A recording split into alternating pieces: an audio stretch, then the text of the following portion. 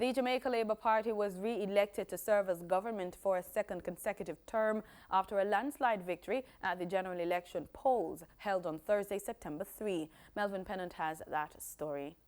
Preliminary results show that the JLP, led by Andrew Holness, has won 49 seats, while the People's National Party, PNP, led by Dr. Peter Phillips, won 14 seats. However, these results may change following recounts. In his victory speech at the JLP's headquarters on Belmont Road, Mr. Holness said this was a victory for the Jamaican people. Tonight, the victor is the people of Jamaica.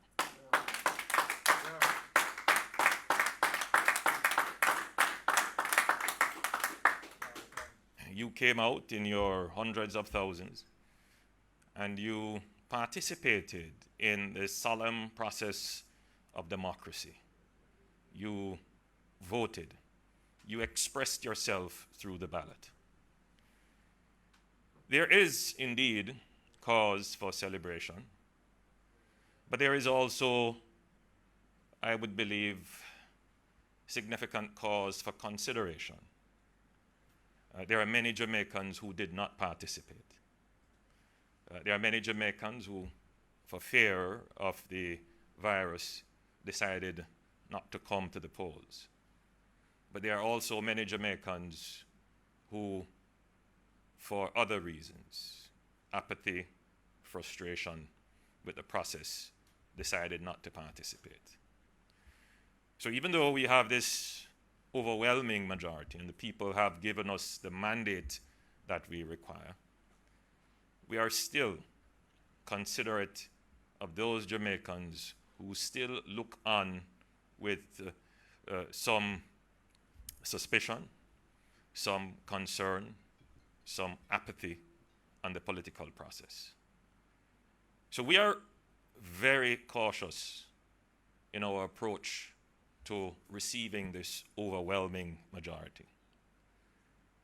It must never be that the government that emerges from this victory takes on any characteristics of arrogance, of inhumility. It must never be. The Prime Minister-elect was sober in victory, reminding the nation of the ongoing battle against COVID-19. And you will notice that I'm speaking to you while still wearing my mask as a symbol that we are still under serious threat of the pandemic. By and large, I think most Jamaicans tried to abide by the protocols. I want to give the assurance to Jamaicans tonight that your government will continue its effective management of the COVID pandemic to keep you safe and to protect your livelihoods.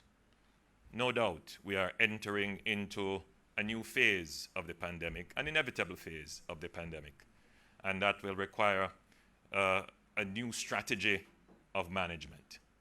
But whatever we do, you can rest assured that we will keep you safe, we will keep our frontline workers safe, we will make the necessary allocations in our budget so that you can be cushioned and cope with the economic fallout that accompanies the pandemic.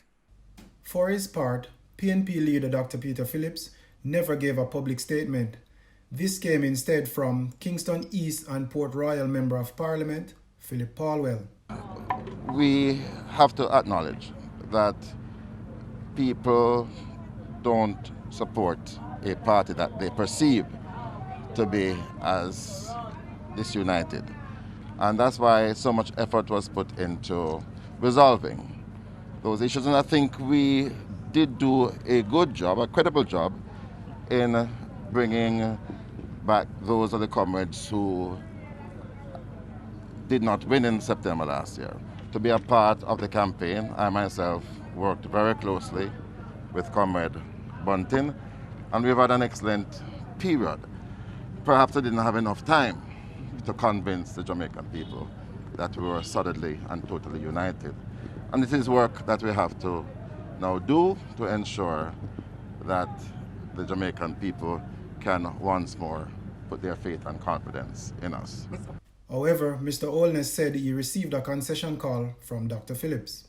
Tonight, I received a call from Dr. Phillips conceding and congratulating. And I thought that was very sportsmanlike and very dignified, and really reflects well on our politics. This is the 18th general election to be held in the country since universal adult suffrage in 1944. Melvin Pennant, PBCJ News.